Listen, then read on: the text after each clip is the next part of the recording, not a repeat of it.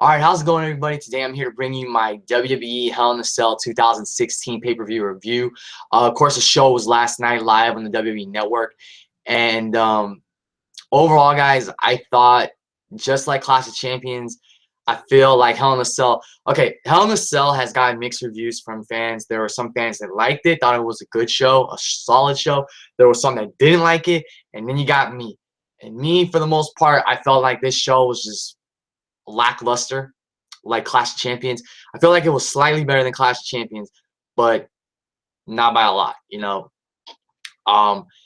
Of course, they were building this whole thing up around a triple main event, 3 Hell in a Cell matches, which I've already said was overkill. But yeah, honestly, guys, of the 3 Hell in a Cell matches, 2 of them delivered and one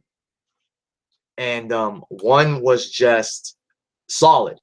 And the solid Hell in a Cell match was, of course, one that we felt didn't deserve to be inside Hell in a Cell. It should have been a regular, you know, Falls Count Anywhere match or a Street Fight or something. Roman Reigns versus Rusev. But yeah, I feel like the other 2 Hell in a Cell matches delivered. But the rest of this card, even if the matches were decent or solid, I feel like the pay-per-view just wasn't a good show. It was another lackluster pay-per-view. And honestly, guys, I felt like yesterday it was a chore to watch this pay-per-view. Because, of course, the main reason I was watching this pay-per-view was because I wanted to see Sasha Banks and Charlotte in the Women's Championship Hell in a Cell match. You know, I really didn't care for any other match on the card. And in the end, one other match did deliver. And I thought it was a great match. But everything else, I feel, was, like I said, solid or decent, but still not enough to make this a must-see show or to even make this a good, strong show. And I'm going to pull a Deluxe Man right here because there's probably some people that are thinking, oh, well, Robbie, you probably didn't like the show because of how the main event ended. Well, let me tell you this. No matter what the result of the main event would have been, whether it was the one we got or a completely different one, I still wouldn't have enjoyed the show because I just felt like it was a lackluster pay-per-view. So how I'm going to do this review is pretty much the same way I did the Clash of Champions review. I'm just going to really save emphasis for the 2 matches that I felt were the best of the show, and then just briefly run down the other matches that were solid or decent. And that's pretty much going to be my review because, I mean, like I've said, I just feel like watching Raw now is a chore. And I don't want to watch Roadblock in December because I felt like watching Hell in a Cell was a chore. You know, I was just sitting there, and there were times where I was just waiting for one match to be over so then we could get to the next match, then we could get to the next match, so then we could finally get to Sasha versus Charlotte. So let me get down to my review. I think this is the way I'm going to be reviewing pay-per-views from now on. I might just review the best matches on the card, and like say it's a good pay-per-view, I might just talk about the matches that really stood out to me and then talk about the other good, solid matches. But so I'm going to go with this format again. So let's start with in my opinion, the 2 best matches of the night, and those were the other 2 Hell in a Cell matches. The first one was, of course, Kevin Owens defending the Universal Championship against Seth Rollins. Great match. A lot better than their Clash of Champions match, that's for damn sure. It had a better pace to it. There's better storytelling in it. I feel like Kevin Owens inside the cell unleashed a more vicious side of himself, which is great because Kevin Owens is a heel. He's great when he's vicious, when he has that mean streak. And like I said on Twitter, I was very happy that Kevin Owens' first Hell in a Cell match was a great match. I just feel like if the feud between him and Rollins was better and there had been a better series of matches and there was better build for this Hell in a Cell match, it would have been even more special. Because, I mean, it's Kevin Owens, Kevin Steen inside Hell in a Cell. You would think with his mean streak, with his aggression and everything, his roughhouse style, you would think he'd fit perfectly inside Hell in a Cell. And like I said, he did great in this match against Seth Rollins. I like the viciousness we saw in him throughout it. I just feel like the match could have felt more special if it was booked better. Because like I said, it's Kevin Owens, Kevin Steen in Hell in a Cell. But like I said, I'm still happy the match was a great match. And what I liked was that Kevin Owens was working on Seth Rollins' injured back. Of course, last Monday he apron powerbombed Rollins. And what I liked was that he focused on Rollins' back. He performed a couple running sentons on Seth's back, and then he got to perform the cannonball. He did one cannonball inside the ring, one cannonball outside with Rollins just sitting to the corner of the cell. Before that, this was really sick. Owens threw Rollins face first into the cell. So they were inside the ring. Owens grabbed Rollins and threw him. So think like a suicide dive. Like, you know how a guy does a suicide dive? That's how he threw Seth Rollins face first into the cell. That was a great spot. There was another great spot where Rollins and Owens exchanged super kicks, and then Rollins hit an enziguri, and Owens flipped them inside out with a clothesline. On the outside, Kevin Owens got a fire extinguisher, and he used it on he rammed those into Seth Rollins' ribs, and then he accidentally sprayed the referee in the face with the fire extinguisher. Now, when this happened, I honestly was unsure if that was planned or if it was a botch and Kevin Owens accidentally, you know, set off the fire extinguisher. But what happened then was another referee came out, opened the door to attend to the referee that got sprayed in the face with the fire extinguisher. And then I thought to myself, you know what? Jericho's probably going to run in and interfere. And seconds later, what do you know? Jericho runs in, he locks the cell door, and he starts to attack Seth Rollins. But Rollins fights back, and then Rollins manages to deadlift powerbomb Kevin Owens, and he powerbombs him through these 2 tables that Kevin Owens set up. So basically, he had one table set up normally, and then he had another table set up like it was leaning, with the table legs sticking through those little openings in the cell. So that was a really wicked spot. And then Rollins threw Owens back into the ring and hit him with a frog splash. Jericho again got involved. And then Jericho took a buckle bomb off the cell for his troubles. Back inside the ring, Owens hit a pop-up powerbomb on Seth Rollins, but Rollins kicked out. And then Jericho got their lickings in. They started double-teaming Seth Rollins. And then Owens delivered some very vicious chair shots to Seth Rollins' back. He then DDT'd Rollins on the steel chair, positioned 2 steel chairs together, and powerbombed Rollins through them both to get the win and retain the the Universal Championship. Great match. Like I said, guys, was very happy that Rollins and Owens had a great Hell in a Cell match. Was very happy that Owens' first Hell in a Cell match was a great match. And I really liked how vicious he was throughout this match, and I liked that they targeted Seth's back in this match. I like that there was some consistency there. I know the Lex Man said that he would have liked for Seth Rollins to have sold the back injury better, because when, you know, Kevin Owens powerbombed Sami Zayn and John Cena on the apron last year, they sold those better. They weren't seen for a while on TV. So I totally understand where he's coming from, but I still like that they did target that. You know, we got more emphasis on Seth's back injury. Owens targeted it, and the powerbomb through the steel chairs was awesome. That was quite an emphatic finish to that match, because, of course, remember in the Clash of Champions match, there was no emphatic finish. It just ended anticlimactically. This one was a better finish because Jericho got the better of Seth Rollins, and then Rollins took a code breaker from Jericho at the end of the match. So we're probably going to get Seth Rollins versus Chris Jericho, maybe at Roadblock, because I don't know if they're going to be a part of Team Raw in the Team Raw, Team SmackDown match. But like I said, great match between these guys. I hope this is the end of that feud for now, and that we get at Survivor Series. Personally, what I want to see at Survivor Series is Kevin Owens defending the Universal Championship against Sami Zayn. It's in Canada. It's, I think, the most fitting match to do. I mean, they'll probably do Owens and Jericho, which is fine because, again, 2 great Canadian athletes going head-to-head. But I personally want to see Sami Zayn versus Kevin Owens because, to my knowledge, well, I think they have wrestled in Canada before, but, I mean, Owens, Zayn, a.k.a. Steen and Generico, in the main event of Survivor Series for the Universal Championship, I mean, that spells big money there. That's what I would like to see. And like I said, they're probably going to do Owens and Jericho. I would love to see Owens, Zayn, and Jericho in a triple threat match. That'd be even better, because 3 proud Canadian sons going at it for the Universal title at Survivor Series. That'd be awesome. And I would love for that match to close the show, but Goldberg and Brock Lesnar will probably close the show. But getting back to my review, great match between Owens and Rollins.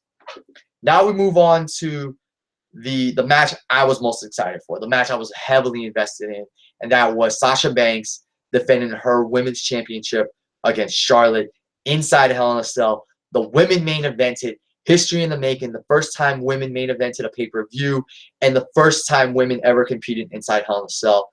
Great match. I mean, these women delivered big time.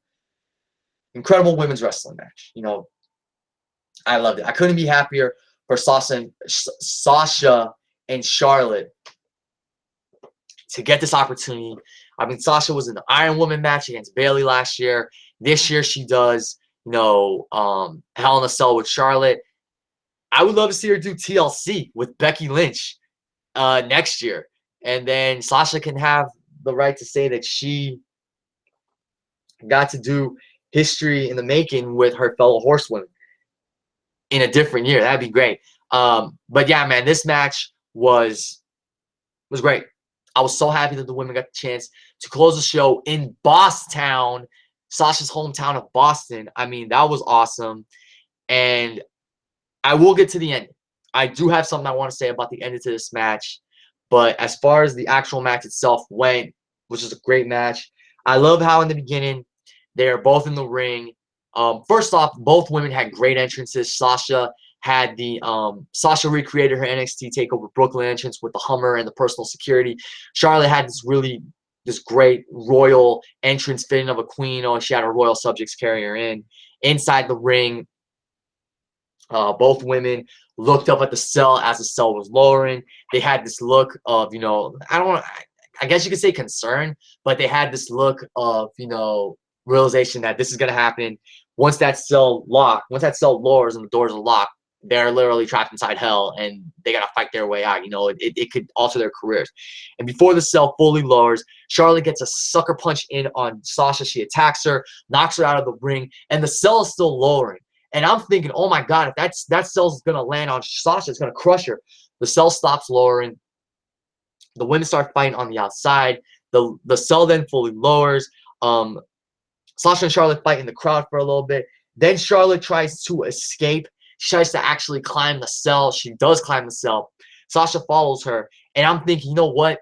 They're going to do the same spot Rollins and Ambrose did 2 years ago, where they kept slamming each other headfirst into the cell and then they fell off and landed on the announce tables.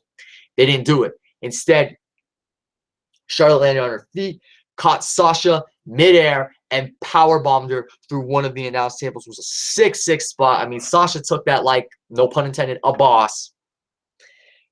And then what happened was you had EMTs. Referee was checking on Sasha. Charlotte was trying to get her pickings. She was trying to go after Sasha.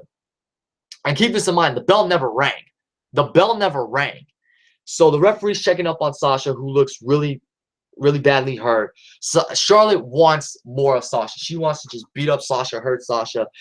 Sasha is she's trying to get up, but she's holding her back. Obviously, that did damage to her back.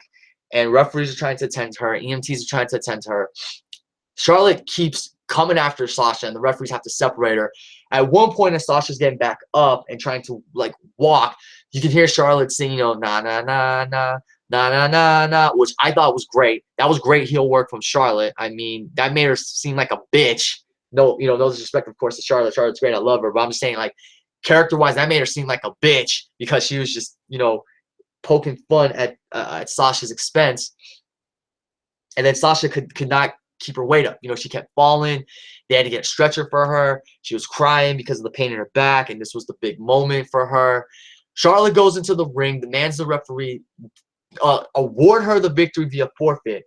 So I'm thinking this whole time, I'm watching, I'm thinking, oh my God, is Sasha really hurt? Is the match just going to end like this? Did they just throw this Hell in a Cell match away? JoJo makes the announcement, winner by forfeit, and new women's champion. And when Sasha heard that, she said, fuck that. She got off the stretcher, took her neck brace off, went right after Charlotte. The fight continued. Sasha just unloaded punches and just, unleashed fury on Charlotte. The match officially got underway. And with that said, we had our women's Hell in a Cell match. I love how the women used the cell in this match. You had Charlotte monkey flip Sasha back first into the cell. Sasha did this nice Spider Woman so the double knee senton she does. So she got thrown into the cell. She landed. She managed to jump onto the cell like Spider Woman, and then she dove off and did her double knee senton onto Charlotte. That was great. After that monkey flip, so I'm going back a little bit. Sasha took an exploder suplex into the turnbuckle. Again, Great storytelling with, you know, Charlotte targeting Sasha's injured back. In the two great Hell in a Cell matches we got, we got spots. We got storytelling that involved an injured back, which I thought was great. Sasha hit a suicide dive into Charlotte into the cell. Charlotte, one of them brought a steel chair into the ring. I don't remember which one. Sasha did a drop toe hold, sending Charlotte face first into the steel chair. Charlotte recovered and side slammed Sasha onto the chair. Sasha then positioned Charlotte in the corner for the knees to the gut that she does. Actually, before that, Sasha hit a Three Amigos and a frog splash, obviously a tribute to her idol Eddie Guerrero. Then Sasha positioned Charlotte in the corner for that double knee to the sternum move, and she positioned a chair underneath. So she sent Charlotte through the chair, not through the chair, but onto the chair. That was really sick. Charlotte was trying to recuperate. She grabbed Sasha by the hair and spiked her. This was an ugly spot. Spiked her face first onto the steel stairs. Charlotte then grabbed the table, positioned it. It looked like she was trying to superplex Sasha through the table, but she couldn't. Sasha ended up kicking Charlotte off the apron, and Charlotte fell through the table. It wasn't really a devastating move, but still Charlotte, you know, fell through the table. Back inside the ring, Sasha was trapped in the figure 8, but actually used a steel chair to break the hold. That was great. Sasha countered. Sasha went for a bank statement, and Charlotte countered that with 2 backbreakers, followed by a side slam. And then came the end, where Sasha went for a power bomb, and her back gave out. And then Charlotte took Sasha and threw her like a rag doll twice onto the not to the steel stairs, onto a table they had positioned in the corner. And then Charlotte hits natural selection. 1, 2, 3. Charlotte regains the women's championship inside Hell in a Cell. And when that happened, guys, I was pissed. Because, and I'm still a little pissed off, because why did you give Sasha the women's championship back on that one Raw just to have her drop it back to Charlotte? In her hometown of Boston, nonetheless. What does Sasha Banks have to do to seriously get a lengthy women's championship reign? I mean, when she won the title, the women's title in NXT, she held that for about 6 months. She's won the women's championship twice on the main roster, and she's only held it for about a month each. What does Sasha Banks have to do? Does she have to go to SmackDown to get a lengthy women's championship reign? And I said this on Twitter. Does Sasha have to go to SmackDown to get a run with the SmackDown Women's Championship that actually goes maybe 3-4 months at least? It just frustrates me, is because Charlotte has won the belt back on pay-per-view. Sasha's won the belt on Raw. Is Sasha going to win it back on another Raw? And I know the Lex Man said that what he likes about this is because they're establishing Charlotte as a legit heel. You know, you hate the fact she won the championship from Sasha. That crowd was dead in Boston when Sasha lost. You know, they probably didn't think Sasha was going to lose. And then when Charlotte hit natural selection and got the 1, 2, 3, and that was a great finish to the match. Don't get me wrong. That was quite an emphatic finish because Charlotte did whatever she had to do to beat Sasha. I'm not hating how the match actually ended. I hate the fact that it was that Charlotte beat Sasha again.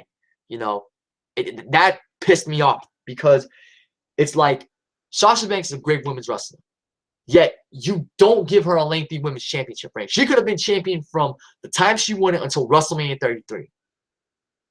Yet they give it back to Charlotte. I love Charlotte, but it's like, it's just, and I see where the Lex Man, like, you know, that's a guy, I totally respect that dude's opinions, you know. Whether I agree with him or not, I respect his opinion. And I see where he's coming from, because that does give Sasha legit heel heat. The fact she beat Sasha in her hometown of Boston, in Hell in a Cell, you know, for the women's championship. And the fans were dead. They were dead silent. They couldn't believe it. And that further establishes Charlotte as the best heel in the women's division. I totally get it. But I hate the fact that she had to drop the title in the Hell in a Cell match. You know? They couldn't do it at Royal Rumble. We couldn't get one more match between them. and then have Charlotte win there, and then maybe go on and do Charlotte versus Bayley at WrestleMania 32 or 33. I just hate it. I'm still a little pissed off that Sasha lost. And like I said, Sasha losing has nothing to do with what I'm going to give this show overall as a rating. All my match ratings and the overall show rating are in the description box. Had Sasha won, great, but I still would have given the show the rating that I gave it, because these two Hell in a Cell matches can't save the show from being another lackluster show. I just didn't care. I'm not even watching Raw tonight because I stopped watching Raw, and I have no reason to tune into Raw tonight. Yeah, it's Raw Halloween. I'll probably check out some highlights, but still. Anyway, I'm still happy the women got to main event inside Hell in a Cell. I'm not taking anything away from how great the match was. Sasha and Charlotte went out there. They put their bodies on the line for one hell of a match. One of the best women's wrestling matches of the year. I just hate the fact that Charlotte is the champion again. And it's nothing against Charlotte. It's just that I thought Sasha was going to win this. And Sasha has not had a lengthy women's championship reign since coming to the main roster. She's won the belt and lost it in a short period of time. At SummerSlam, I understand. She had a back injury. She was going to be out for a little while. You didn't want to risk having your champion injured. So they put the belt on Charlotte. I was fine with that when I found out what happened. But this time, I'm still a little agitated because Sasha deserved a better women's championship reign. That's all I'm going to say. She deserved to hold on to the belt until, if they let her hold on to the belt until Royal Rumble, I would have been fine with it. And then she could have dropped it to Charlotte, and you go on and build to Charlotte versus Bayley. And then maybe do Sasha versus Asuka. Or Sasha versus Emma. I don't know, but Charlotte's the champion again. Let's see where this goes. I don't know if Emelina is going to come back and challenge her, or Charlotte's going to, kick Dana Brooke to the curb or humiliate her. I don't know, but Charlotte's champion again. She does make a great heel. She's a great heel. But I really feel like Sasha Banks should have won this. That's all I'm going to say. The match was great. The ending doesn't take away from how great the match was, but I really freaking feel like Sasha should have won the match. And then you can go on a Survivor Series, do the women's Team Raw, Team SmackDown match. Then at Roadblock, do Sasha and Nia Jax or Sasha and Emma. Then you could have done Charlotte and Sasha again. But we'll see how it plays out from here. Now, as far as the other matches on this card, guys, I'm going to go through them real quick. The opener was Roman Reigns versus Rusev inside Hell in a Cell for the United States Championship. This was a good, solid match, but with how this match went, it shows why it should have been a regular Falls Count Anywhere match or a street fight. This match was a lot better than a Clash of Champions match, but that's not saying a lot. It wasn't better by that match by much. This was solid. It was a lot better than the Clash of Champions match, but not by a lot.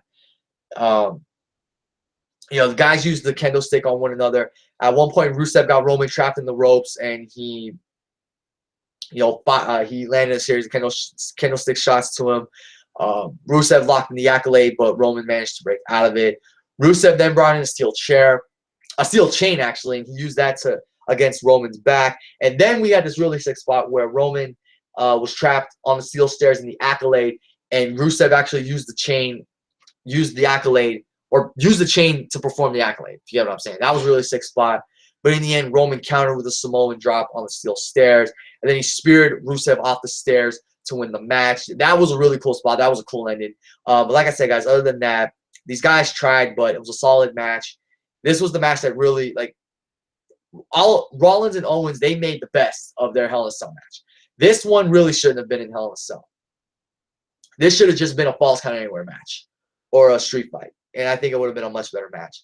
But this was a solid match for what it was. The accolade on the steel stairs with the steel chain, that was really cool. That was a sick spot. And then, like I said, Roman spearing Rusev off the steps. That was a great spot. And that was a great way to end the match, pretty much. So, solid match, sick finish. Bayley versus Dana Brooke was decent. And I think that's a shame that I'm saying that a Bayley match was decent, because she has had good to great matches in the past, of course. But this match was decent. Dana Brooke had a good showing for the most part. A solid showing. Bayley got the win with the Bayley to belly. So I was happy with that. Enzo and Cass versus Luke Gallows and Karl Anderson. This was a solid tag team match. Enzo and Cass pre-match cut a great promo. I mean, these guys can't be touched on the mic. I thought what they did on the I thought the promo they cut before the match was great, referring to Anderson and Gallows as Andy and the Big Gal, and Enzo calling Anderson Andy from Toy Story, and talking about how Big Cass is gonna have the name Andy tattooed on his foot or something like that. That was priceless. That was great. Match was solid. Big Cass, you know, got some real good offense in when he got the hot tag. He hit the guy. He hit both men with corner splashes. He had an Empire elbow on Gallows. But in the end, Gallows hit a super kick on Enzo, and he and Anderson hit the Magic Killer for the win. I was surprised that Gallows and Anderson got the win, but you know what? I'm happy they did get the win, because I feel like this is the best chance to rebuild them, reestablish them, vindicate them, and ultimately give them the tag team championship. So I'm happy with that. Like I said, an Enzo and Cass loss every once in a while is not going to hurt them, because they're still freaking over with the crowd, but they do deserve the tag team championships. TJ Perkins defending the Cruiserweight Championship against the Brian Kendrick. This was a solid match. I feel like their Clash of Champions match was better. I do like how Kendrick again resorted to heel tactics like he did in the Cruiserweight Classic. He used TJP's own wrist tape to tie him up in the ropes. That was cool. But in the end, Brian Kendrick went for a sliced bread. He missed, and he landed on his foot. He appeared to hurt his left leg. TJP went over to check on him, and I was saying to myself, you know what? I bet he's faking this injury. He's going to sucker punch or sucker in TJP, and he's going to beat him. And that's exactly what he did. He headbutted TJP, locked him in the captain's hook, and TJP had no other choice but to tap out. So the Brian Kendrick is your new Cruiserweight champion. Congratulations go out to him. Like I said, solid match. These guys tried, but it wasn't better than their Clash of Champions match. I feel like a Clash of Champions match had a better flow to it. And then Tag Team Championship match, New Day defending against Cesaro and Sheamus. Another solid match, a little better than I expected. You know, Xavier Woods got in some nice offense, and I feel like he's a little underrated. I like when he does the tightrope walk on the ropes. Then he does the flying elbow. That's a really cool move. There was a moment in the match where Sheamus accidentally broke kicked Cesaro, and I was thinking, oh, shit. Well, no. There was a moment in the match where Sheamus did broke kick Cesaro, and I'm thinking, oh, okay, cool, because I really wanted Cesaro and Sheamus not to win the tag titles, because, of course, Cesaro should be going for the Universal Championship, or he should be on SmackDown going for the Intercontinental Championship and then the WWE World Championship. But then there was an actual moment in the match where it looked like Cesaro and Sheamus were going to win, because Cesaro had Xavier Woods locked in the sharpshooter, and Sheamus hit Big E in the back with Francesca too, which I thought was great. But then at the same time, I'm thinking, oh my God, Cesaro and Sheamus are going to actually win the tag team championships. But in the end, what happened was, because it was Xavier and Big E representing the New Day, and Kofi Kingston was on the outside, Kofi got into a skirmish with Sheamus, and he ended up hitting Sheamus with a Trouble in Paradise. The referee saw it, while at the same time Xavier Woods was tapping out. So ref calls for the bell, and Cesaro thinks he's won the match because, of course, he heard the bell go off. He thought he made Xavier Woods tap out to the sharpshooter, but the referee disqualified Kofi Kingston and the New Day for that interference. So New Day retains via DQ. Cesaro and Sheamus obviously don't win the tag team championship, so I got a feeling that this feud's going to continue. And was it me, or did New Day play some heel tactics in this match?